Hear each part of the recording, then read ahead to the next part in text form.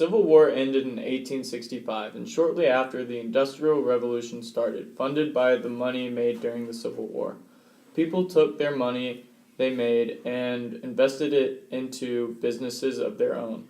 With the new money flow, there was more buying, which continued to improve the economy. Everything was bigger and better. People took their money and risked it all just to make a quick buck by improving inventions already made.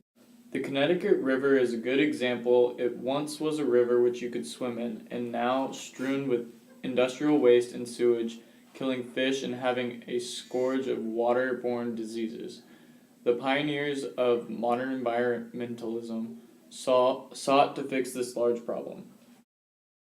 With the government's relaxed attitude toward the industrial revolutions began to take the easy way out, and leaving unused buildings to go into larger ones and dumping trash into lakes and rivers. This took a toll on the environment, and a group of scientists, engineers, and public health crusaders started a reformers group called the Pioneers of Modern Environmentalism. This group pushed to put more power into the state so they could save the environment. To make big money, you need big things. General Electric was in charge of making the big stuff: railroad cars, locomotives, and heavy machinery to support the nation's industrial infrastructure.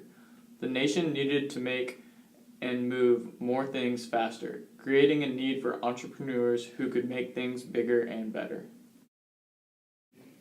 But none shaped the West quite like the brilliant inventors of this marvelous age. Born faulty braking, Westinghouse invented air brakes and founded the Air Brake Company in 1869, leading to standardization of brakes in trains worldwide. On top of that, he developed an electrical and compressed air signal system, changing train travel forever and encouraging the use of trains west. Henry Bessemer, born on January 19, 1813, created an efficient way of mass-producing steel.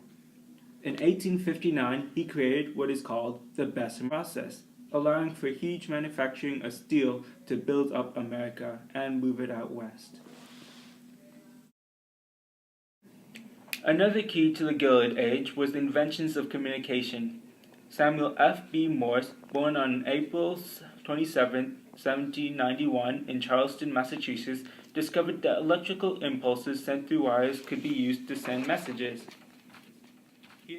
He expanded on this and created the modern telegraph in 1837, as well as a system to decode the electronic messages, known today as Morse code.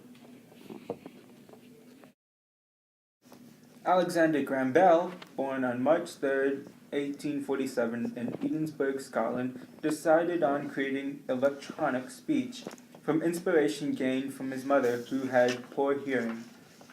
He had moved to the U.S. to help the deaf, but set out to convert the human voice into transmitted speech. In March 7, 1876, Bell successfully created wire-transmitted speech through telephones. Telephones would become a standard.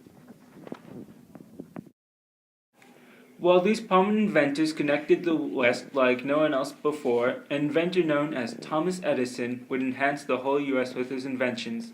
He was born on February 11th in 1847 in Milan, Ohio. Though initially perceived as slow, his mastery of the telegraph at age 15 led him to experiment with communication systems. After making money off of his patented inventions, Edison bought a lab in Menlo Park, New Jersey, and invented the first phonograph in 1877.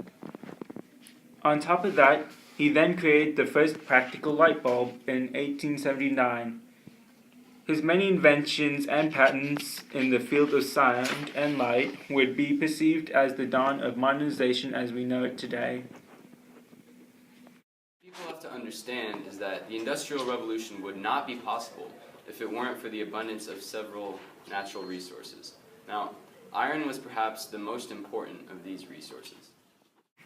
Iron was abundant along the coast of Lake Superior and all along the Appalachian Mountains, which helped to further urbanize the eastern seaboard.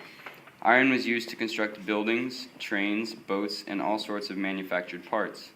One of the most important things about iron, however, was its decline. The iron and steel industry emerged. Steel was an iron alloy which made stronger and more durable products. Steel was the true metal of the Industrial Revolution. Another invaluable resource was coal. During the early 1800s, the U.S. had not yet tapped into fossil fuels on a large scale. Power was limited and people survived off of the land. After the Civil War, however, wealthy investors decided to start coal companies. The amount of power produced was unheard of. Coal had several applications, its main two being to produce power for steam engines and to produce electricity. Due to the high demand for this product, a vast amount of labor was needed.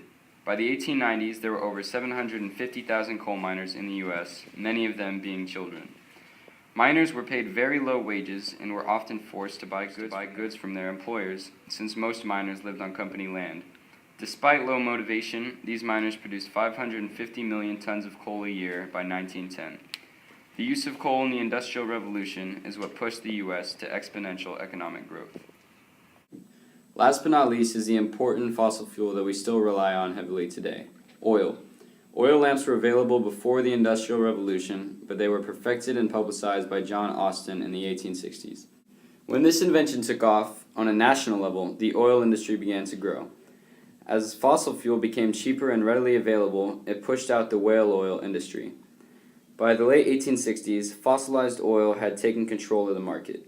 One major player in growing this oil industry was John D. Rockefeller. As the oil industry grew to the west, he bought out the Pacific Coast Oil Company, and the combination of his oil companies became known as Chevron. As the process of refining was improved upon, oil began to replace coal as the major fuel for trains and boats. It was more efficient and less costly to use oil instead of coal with the invention of the combustion engine. Oil was one of the most profitable businesses for the country during the Industrial Revolution and even still today. It is certain that without the mass production of fossil fuels and metal products, the Industrial Revolution would not have occurred, and America may not have the economic advantage that it has today.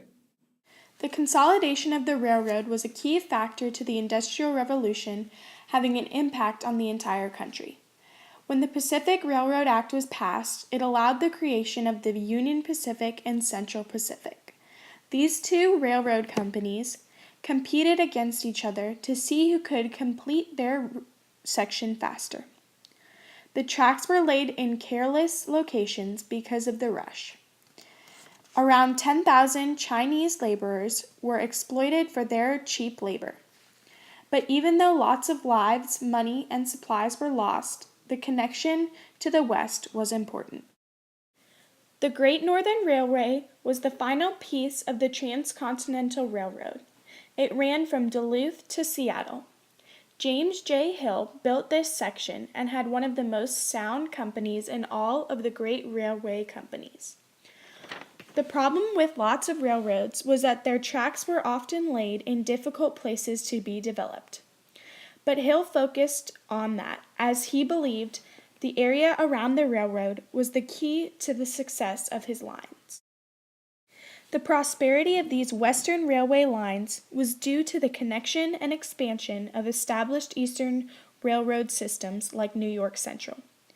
Cornelius Vanderbilt was a trailblazer in improving the railroads. He replaced iron tracks with steel, making them safer, stronger, and more economical.